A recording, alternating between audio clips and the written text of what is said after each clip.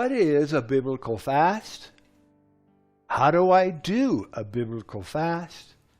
How do I even begin a biblical fast? I'm Pastor Steve. Our church is La Viña de Gracia in La Caleta, Colombia, just outside the capital city of Bogota. We are in the middle of our 40-day time of prayer and fasting, declaring war in the heavenlies, victory in the earth. Thank you for following with us. And this is what I want to talk to you. What is a biblical fast? How do I do a biblical fast? Where do I even begin? Always lots of questions.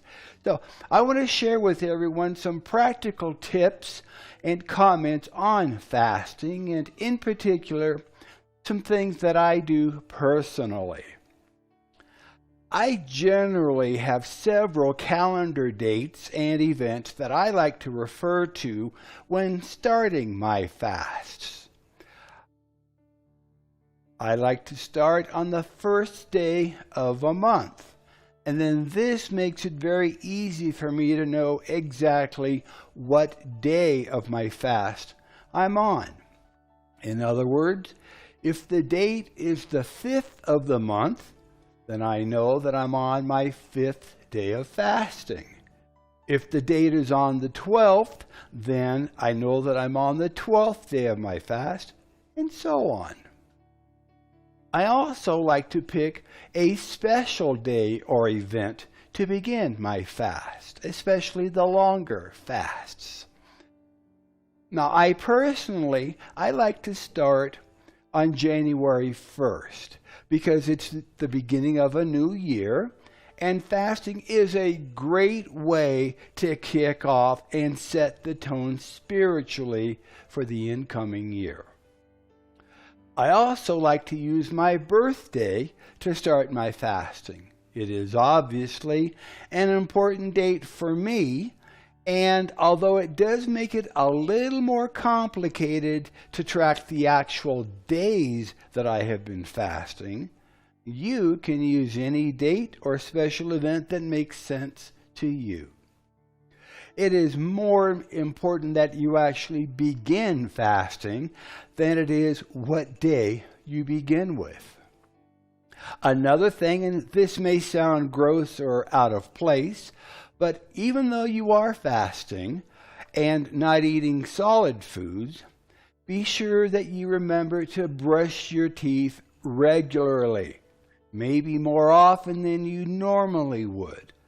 Those around you will appreciate your spiritual effort all the more. So there are two types of fasts commonly practiced by Christians today: a partial fast and a complete fast. Now, a partial fast is described in the book of Daniel. For 3 weeks, Daniel, who was a prophet during the time when Israel lived in exile, he abstained only from delicacies like meat and wine. You can read this in Daniel chapter 10, verse 3. A complete fast means drinking only liquids or sometimes juice when fasting for an extended period. Juice fasts will provide you with more energy than water-only fasts and still lead you into the humbling experience of denying your desire for solid, chewable food. If you are new to fasting, start slowly. Progressive steps helps your body become accustomed to the drop in food intake. You can start by fasting 1 meal a day, 1 day a week, or 1 week a month. As fasting becomes a part of your spiritual lifestyle, you will be able to increase the number of times and the length of your fasts. Fasting is a marathon. It is not a sprint. So in preparing for the fast, The normal fast involves abstaining from all forms of food, but not from water, and commonly lasts 24 hours, usually from sunrise to sunrise. If you are fasting for the first time, you might begin by missing a meal or two. Over time, you can build up to a full day or more. Begin by refraining from solid food, but drink liquids. Water is the best, since soft drinks are not good for the digestive system, and coffee and tea stimulate the nervous system. Before beginning a fast, it is best to eat lightly and cut back on caffeinated drinks. During the first few days of a multi-day fast, it is common to experience headaches as the body withdraws from caffeine. Now, in my experience of both short and long fasts, the first couple of days are generally the hardest because of habit eating. After the third day, I have found that fasting is fairly easy to continue. Now, although I will declare a specific time of fasting, if I find myself feeling very hungry, I will pray and ask the Lord if this should be the stopping point in the fast or if I should continue. Generally, for the more experienced fasters, once hunger returns, it is time to end the fast. One example of this is found in Matthew chapter 4, verse 2. Matthew 4, verse 2. And when he, Jesus, had fasted 40 days and 40 nights, he was afterwards hungry. So if you are planning for an extended fast, say more than 14 days, you should prepare mentally and physically by cutting down on food intake 1 week before the actual fast, taking on a vegetarian type diet to control cravings for food. Reduce your intake of beverages like coffee, tea, and soft drinks as well. Drink plenty of water. And this is always a good idea whether you're fasting or not. And stop watching television. You will soon discover how much advertising goes on about food. In the morning, you're going to see advertising for lunch. At lunchtime, you're going to see advertising for dinner. Around dinner time, late into the evening, you're going to see advertising for snacks, after school, in between meals and treats. So stop watching television. You will discover that it is so much easier when you're not being inundated with advertising promoting what you deserve to eat at lunchtime. So it's your choice, but I found it easier to eliminate or reduce watching the TV. Now, during the fast, set aside specific and significant time to worship and seek God in prayer. Plan ahead so that your time can be unhurried and conducive to enjoy the Lord. Many people begin this time by repenting of any sins the Lord brings to mind and asking for God's forgiveness.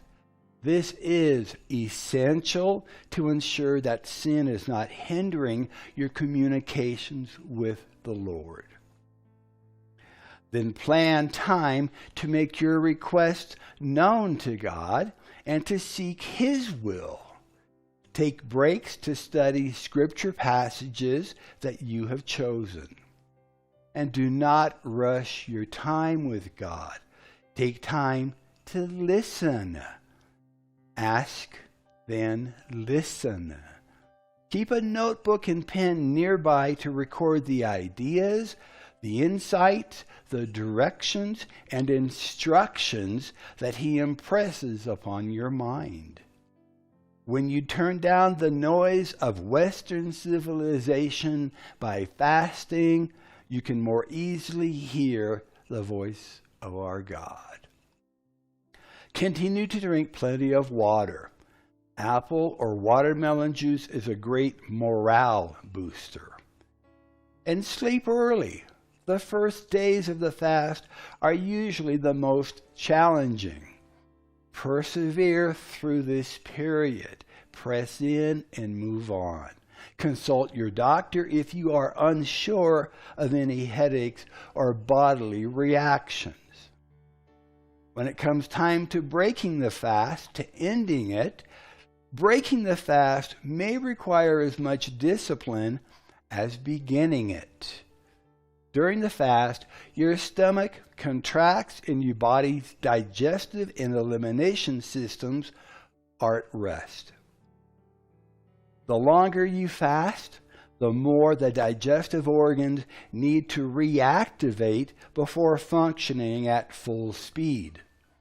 If you plan to fast only 1 or 2 days at a time, it is best to end the fast with a small glass of fruit juice as your first meal.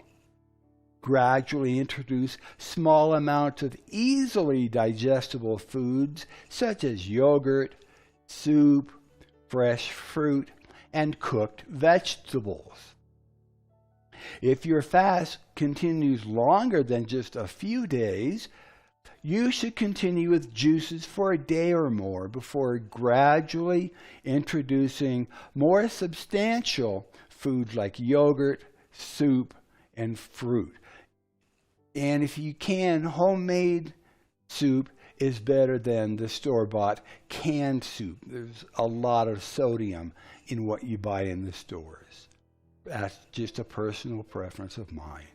Now be sure that you introduce new food in small quantities and that you chew it very well. You should stop eating at the slightest sensation of fullness. If fasting only a few days at a time, ending the fast should be easier. If you have built up to and desire to fast longer, you should consult your physician and review a health book on fasting. Now, according to the Foods and Nutrition Encyclopedia, for healthy individuals, and this is a quote, for healthy individuals, no harm results from short-term fasting. End of the quote. The average person can go without food between 21 and 40 or more days before the body begins to eliminate vital tissue, called starvation. I'm going to read that. I'm going to say that again. The average healthy person can go without food between 21 and 40 or more days before the body begins to eliminate vital tissue. If you have underlying health issues such as pregnancy, anemia, behavioral disorders, or other chronic health problems, you should never fast without consulting a physician first. So, what if you fail at fasting? What if you get partway through and grab a meal? Well, fasting is a marathon, not a sprint.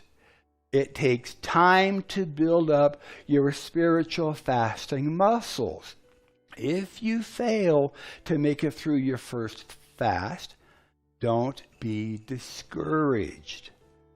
You may have tried to fast too long the very first time, or you may need to strengthen your understanding and resolve. Keep trying until you do succeed. God will honor you for your faithfulness. There have been times in my fasts that I wanted to go a certain length of time, and I only made it 10 days into it. Just continue, or maybe that's the right time to stop your fast. Start again fresh a week or two later. Pray about it and declare the time. It's not a competition. It is a marathon. God will indeed honor you for your faithfulness. So in conclusion, fasting is a way God's people have humbled themselves before Him for more than 3,000 years. Jesus, David, and many other followers of our God have gone without food for a little while to worship and pray to the one who supplies all of our needs. You will be in good company along your dedicated time of prayer and fasting. Preparation is planning with a purpose. Planning with a purpose is what preparation is all about. If you will set aside a little time and seek the Lord about your reasons for fasting and for how long your fast should be, you will have great success. Start slow and easy, making fasting and prayer a regular part of your spiritual exercise in life. And always ask the Spirit of God to help you when you declare your time of prayer and fasting. So I'm Pastor Steve, and may the Lord richly bless you, prosper you, and keep you safe as you follow hard after Him. Until next time, we'll see you then. God bless.